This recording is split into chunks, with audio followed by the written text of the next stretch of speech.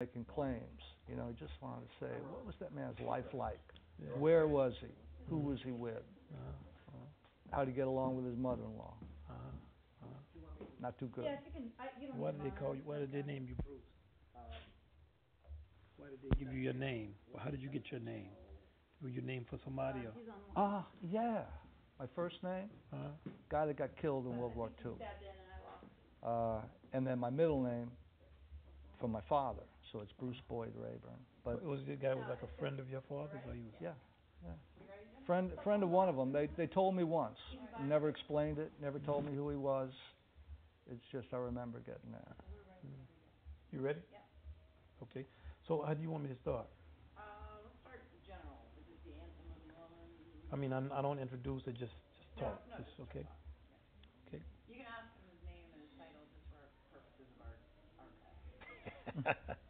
So What are you gonna do about we have like this voice, the sound of idiots in the background? Are you gonna? I hear. Okay, he's gonna provide that for you. You hear that beat, huh? It's not. No, I'm not. I'm gonna Somebody start I'm rocking. hearing. It's a particular voice I hear that I'm knowledgeable of. In particular? Yes. One that I could stop? That's okay. We'll see. All right. Okay, we ready? Yeah. It's an honor to sit down and talk with you. I'm a great fan of yours, and just it's page there for our archive, name and title. And let me say from the start, it's mutual all the way. I'm Bruce Rayburn, and I'm the curator of the Hogan Jazz Archive at Tulane University. All right. Thank you for sitting down with us. So we're talking about the Saints. Would you consider "Oh and the Saints" to be the anthem of New Orleans? I think that's true. I think every New Orleans musician grows up playing that song. Now, we didn't invent it, and we've been working on perfecting it for about a century. It came out of the Protestant hymnody. Some people think that the basic structure of the song came together in 1896, James Black and Catherine Purvis, when the Saints are marching in. Got reconstructed later on in the 1920s into the song that we're familiar with and that Louis Armstrong recorded in 1938. And I think that's when it became a jazz standard, when it became part of the canon. Once Pops touched it, everyone was going to listen to that. So was there some kind of concern? A lot of times when you take religious material or something that comes from a hymn and a jazz musician would play it at that time, we don't remember, it could cause quite a fuss. What happened when Louis Armstrong played it? His sister, Mama Lucy, got mad at him. But that's not the first time. Sam Morgan's jazz band. You said his sister, Mama Lucy. Yeah. You know, in a way, he had two mamas. You know, because his sister took care of him too. Although he was taking care of both of them, right, in his mind. You know, but that was a tight family. You know, we got to remember how tight that matrifocal family of women raising young Louis was. But Sam Morgan's band, they said when they recorded "Sing On" for Columbia in 1927, it was the A&R man that forced them to do it with a jazz beat. That they didn't want to do that. That was sacred material. However, that's, you know, also "Sing On." Everybody plays that song too. So you know, they want that beat. So do you think that the fact that Louis Armstrong played it is what made it popular? Is that why it's still something that we strive to play? Because many people have not even heard his version of it by now. In so many versions. Excuse me 1 second. There's a gentleman standing in the hallway. He's in the shot. He just walked in. Sorry.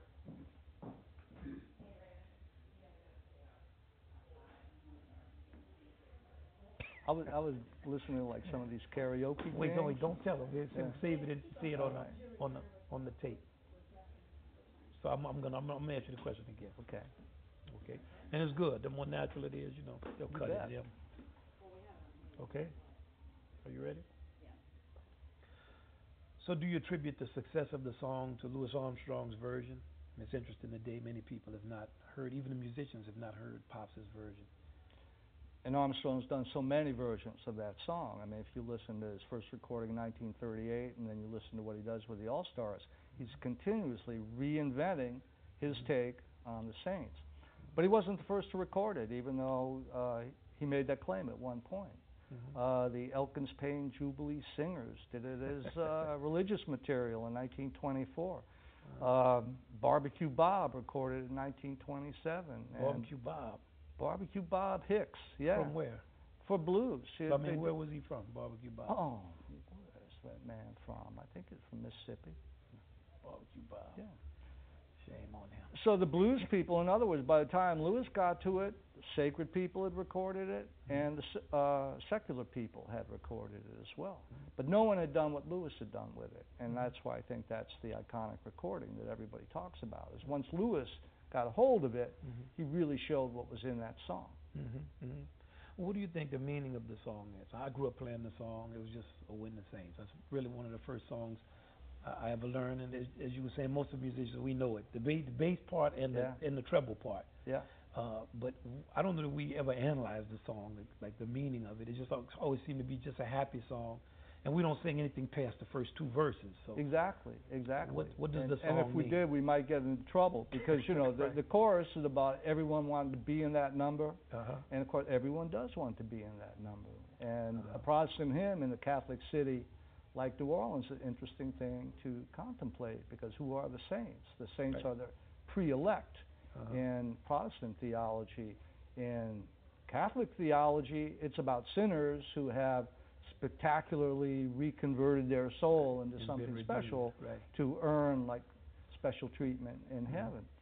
And New Orleans people, you know, they relate to that. They relate to the being saved part of it, and that's why I think that line between spiritual and secular, it melts away eventually because in New Orleans, you know, we're drawing on all that that's the soul of the city. And yet the other thing I think about the lyrics of the Saints is it really is an apocalyptic vision. You know, it's like the sun refused to shine, the moon won't come out. This is the end of the world we're talking about. You know, but in New Orleans, it's like we've had those experiences before, and we keep rising above it. Right, we tend to like those things that have a darkness to them, so we can shine an even brighter light on it. That's the whole jazz funeral right there. Right, in one song. Do you think that the kind of existential meaning of it, or the kind of inner reading? Because when we're playing it, I don't think we put it under any type of intellectual scrutiny. We just playing it. Do you think we know the meaning of it, or we feel it, or we intuit it, or do you think that there's some elect that knows it? I always wonder how a single song like that can become the anthem of a city. There are thousands of songs, great songs. What is it about this one song that makes it so popular? I think it's the melody line, and I think it's the beat that we put on it, and I think it's the flocking call aspect of everybody. You know, it's like you said, they don't know the lyrics, they don't know the verse.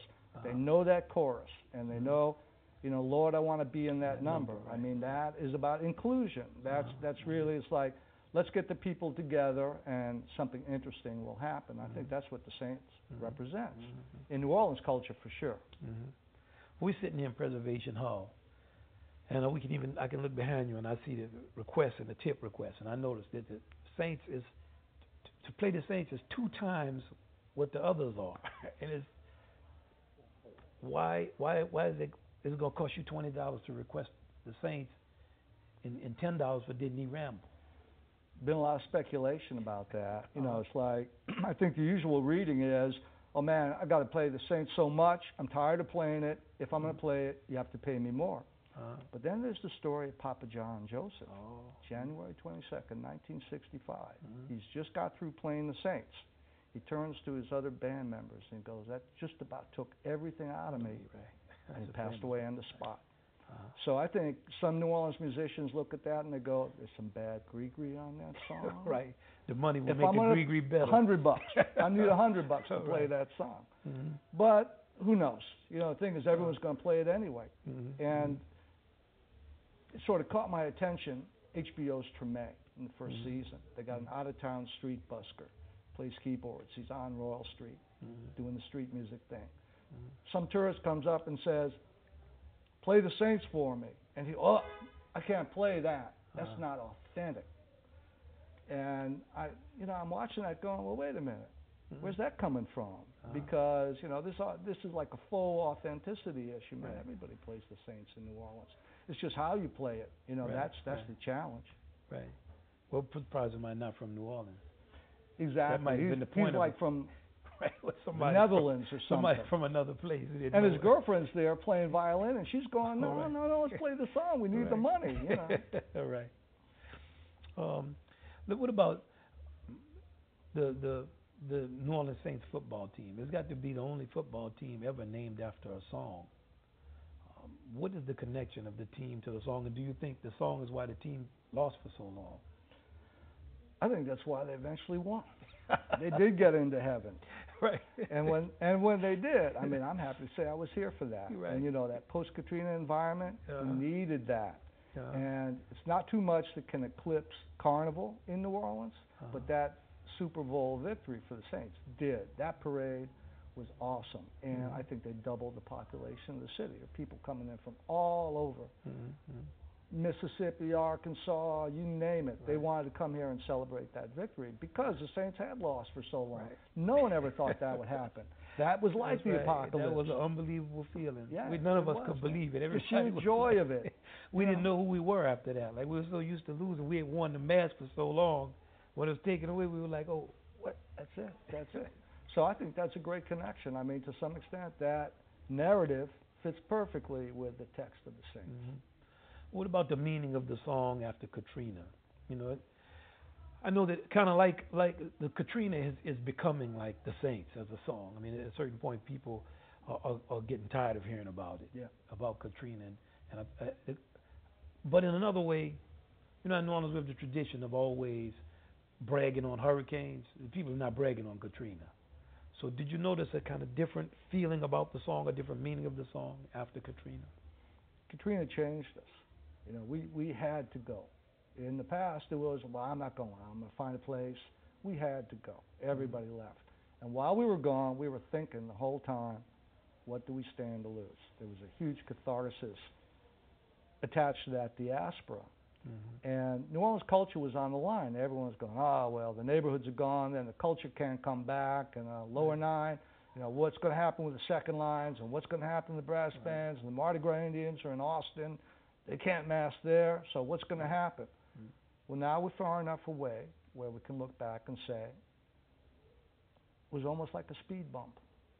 So many people suffered tremendously, but the culture was strong enough to get beyond it without that much trouble.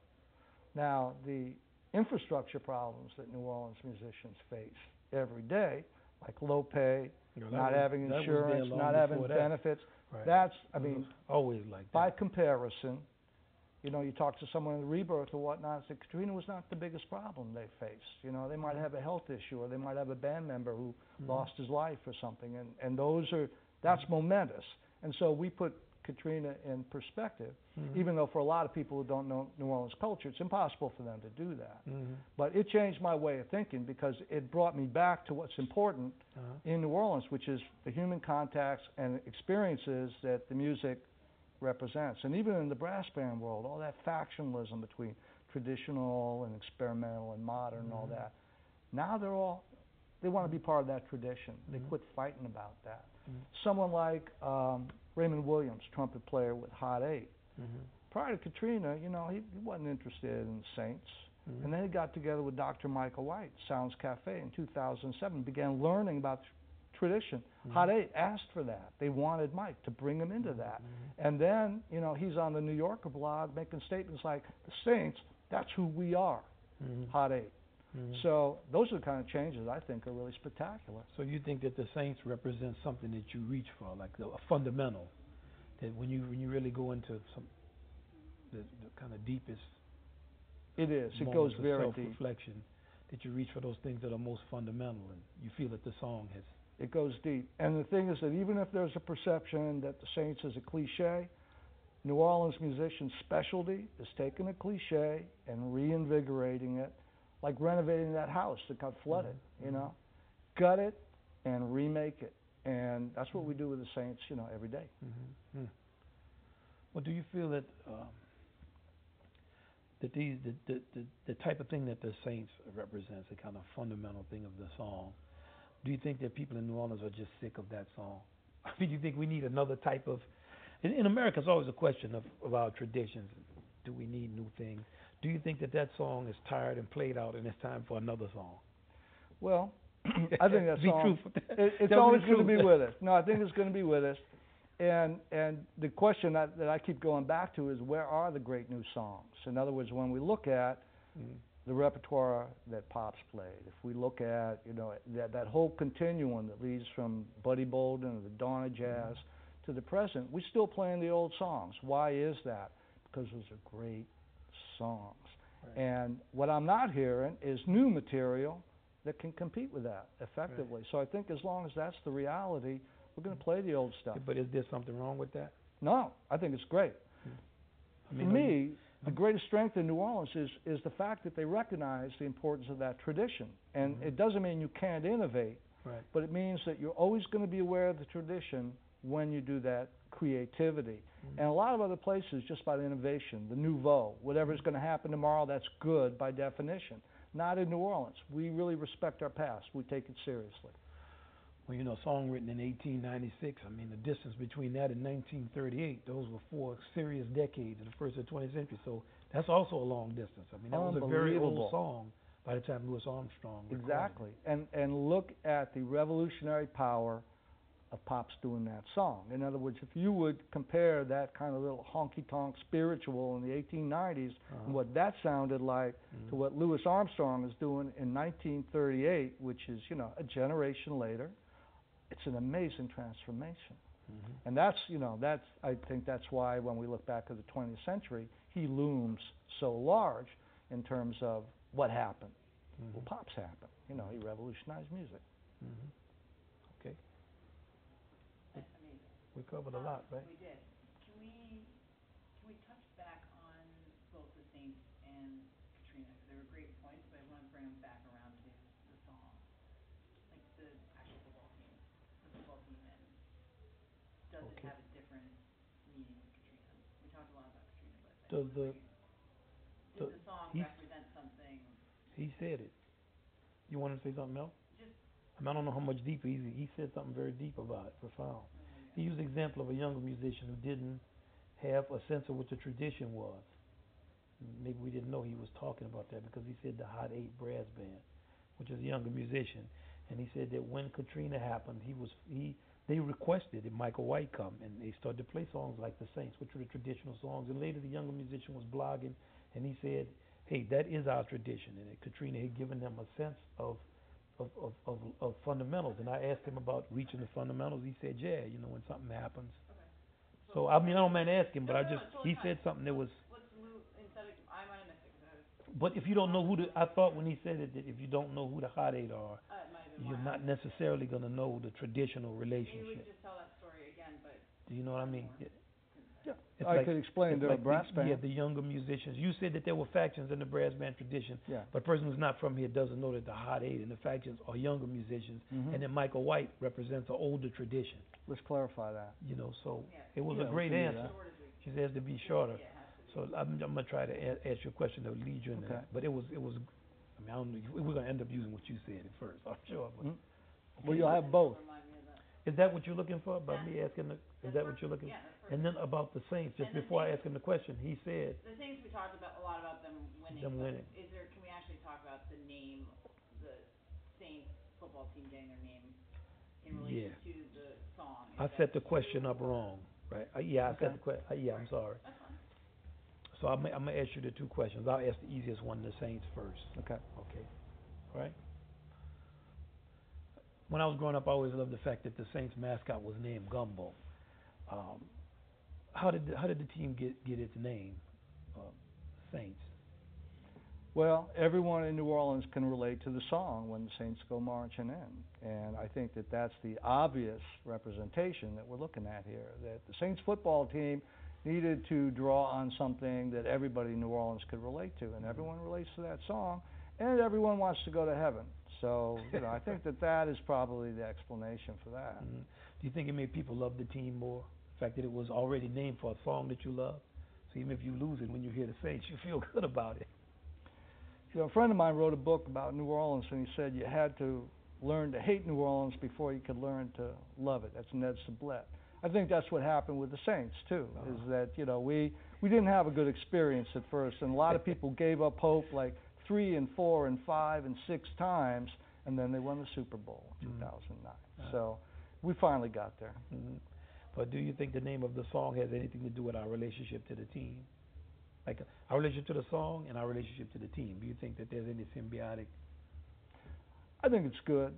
What happens with the Saints is that they create a new layer of meaning. To some extent, it's no longer just about the song. When we see them play and they win, and when they won the Super Bowl, all of a sudden we had like another frame of reference to the Saints, Right. and it wasn't just musical anymore. Right. Okay, we are a culture that likes to brag about hurricanes. Ooh, Betsy was a Camille. You think Betsy was something? Well, nobody is bragging about Katrina. Katrina affected everything in our fabric of life. Did you see a change in the meaning of the song Saints as the anthem of New Orleans after Katrina? Let me rephrase that last question. Did you see a change in the meaning of the song or when the Saints after Katrina? Katrina forced all the people who left New Orleans to reflect on their lives. It was a catharsis.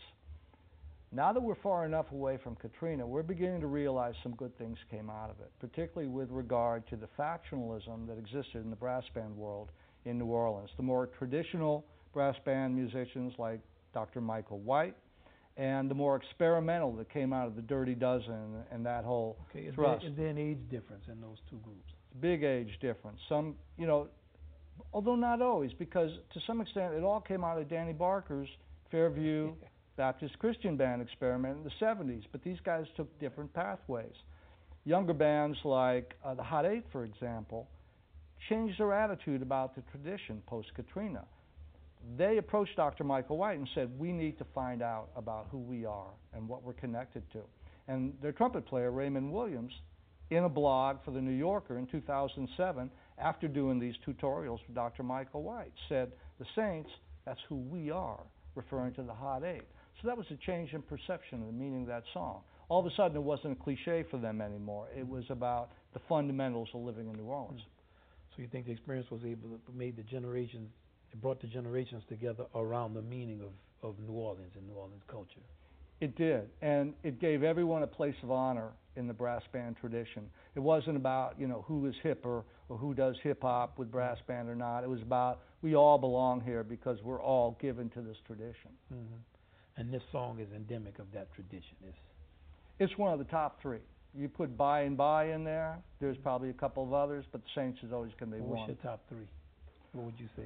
Oh, Sing On, By and By, and the Saints. When it comes to how that religious material is transformed into jazz and into that emotional valence that we get from it, it makes you want to dance. Those would be my top three picks. Mm-hmm. Okay. In relation to the funeral marches in and the second line out, is it both a happy and a sad song? He said that. We did that? Yeah. He actually hit on it beautifully. Okay, great. He said because it has a cathartic ending, he says the lyrics are very dark. Right. The sun refused to shine. He said after the sun refused to shine, we're all going to be in that number. He said so in that way we encompass both sides of it. Great. I think We did cover a lot of ground. Yeah, he covered it. He said a bunch of bad shit in a very short amount of time. 100%. He's a bad motherfucker. That's what he does. That's what I wanted to hear. When it comes from you, I know I'm there, man. I'm loving sitting down there. I'm telling you, man, I love you with a certain type of